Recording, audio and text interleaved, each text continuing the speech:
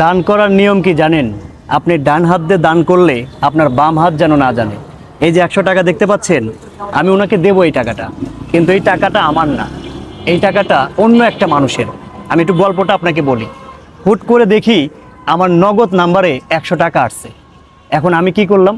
আমি ভাই as usual আমার ফোনে যদি টাকা আসে আমি তার সঙ্গে যোগাযোগ করি, টাকাটা কেন আসলো বা কে পাঠাইলো, কেন পাঠাইলো, এই বিস্তারিতটা আমি একটু জানার চেষ্টা করি। আমি ওই নাম্বারে ব্যাক করলাম ফোন, যে ভাই আপনি তো বোধহয় ভুল করে আমাকে 100 টাকা পাঠাইছেন, আমি কি ব্যাক করবো আপনাকে টাকাটা? এখন উনি আমাকে বলে, ভাই আমি তো এজেন্ট থেকে বলছি। তো আপনি এজেন্ট, তাহলে আমাকে ভুল করে 100 টাকা কেন পাঠাইলেন?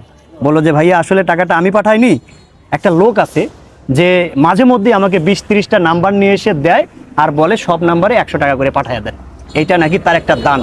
সে জানেও না, সে একটাবার ফোন দিয়ে বলার প্রয়োজনও মনে করে না যে হাশেম ভাই আপনার কাছে টাকা পাঠাইছি। একটা ঘটনা বলি, আমি এক বোনকে সহযোগিতা করেছিলাম, সেইখানে নাম্বার দেওয়া ছিল যে আপনারা যদি সহযোগিতা পাঠান তাহলে এই বোনটাকে আমি একটা দোকান করে দিতে চাই। হয়তোবা সেখান থেকেই উনি নাম্বারটা সংরক্ষণ করে আমাকে 100 টাকা পাঠাইছেন, এবং ওই টাকাটা দানের উদ্দেশ্যে। উনি কিন্তু আমাকে বলে নাই হাশেম ভাই আপনাকে টাকা পাঠাইছি। আমি যখন ওনাকে ব্যাক করলাম তখন উনি আমাকে বলল, আমি তো ওনার সঙ্গে যোগাযোগ করতে পারবো না, কারণ উনি মাঝে মধ্যেই 10-15টা নাম্বার নিয়ে এসে আমাকে দেয় আর বলে সব নাম্বারে 100 করে টাকা পাঠিয়ে দাও।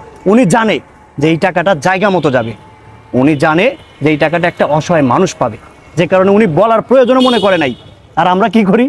100 টাকা দান করলে সেইটার ভিডিও করি, ভিডিও করে নানান রকমের কন্টেন্ট সাজাই। এটা আসলে সবার দ্বারা পসিবল না। উনি ভিক্ষা করে না, উনি ওজন মাপায়, উনি একটা বিজনেস।